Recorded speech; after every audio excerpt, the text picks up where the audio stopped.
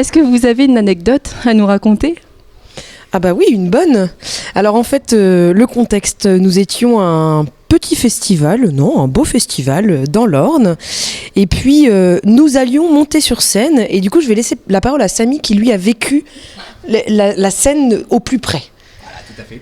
Donc alors en fait ce qui s'est passé c'est que Monsieur Arthur juste avant de monter sur scène en fait nous dit écoutez j'ai une envie pressante donc je vais essayer de me soulager dans un endroit en fait peu importe on était dans la campagne quoi en fait même si c'était un gros festival il y avait vraiment plein d'endroits et donc il commence donc son affaire et puis et là des gens arrivent donc il se dit bon bah je vais me décaler je vois un trou devant moi donc je vais plonger sauf que c'était une fosse à purin donc en fait il en a eu jusque là tout simplement et au moment où il arrive en fait on entend voilà il y a Arthur qui arrive et qui est dépité comme ça devant nous quoi et puis nous on se dit bon bah, qu'est-ce qui t'arrive là et là il fait j'ai les pieds pleins de merde je sais pas qu'est-ce qui m'arrive et à ce moment là on entend et maintenant Mado et les frères Pinard et t'avais 800-900 personnes qui nous attendaient en fait tout simplement donc en fait il allait changer vite fait malheureusement on a eu le droit à l'odeur sur scène dans ma Wingo on a eu le droit à l'odeur en fait pendant un certain nombre d'heures et même de jours donc bah voilà.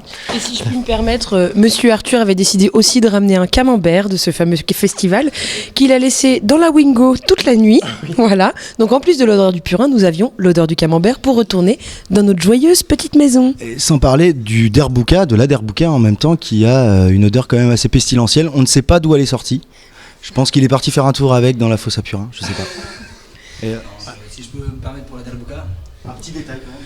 On a été joué dans un cabaret, ça s'appelait le Battler, un magnifique cabaret. Mais par contre, il y a des chats dans ce cabaret qui sont permis de faire ce qu'il faut sur ma housse de derbouka. Et ça, c'est vraiment pas de ma faute. Mais depuis que je suis tout petit, de toute façon, ça n'a jamais rien fait comme les autres. Moi, tu sais, j'ai toujours eu des petits soucis. Je sais, les gars, merci. En fait, c'est les aventures d'Arthur et les frères Pinard plutôt, non? Ouais, attends, il y a bien une aventure pour Mado quand même, non? Ça arrive qu'à toi des trucs comme ça.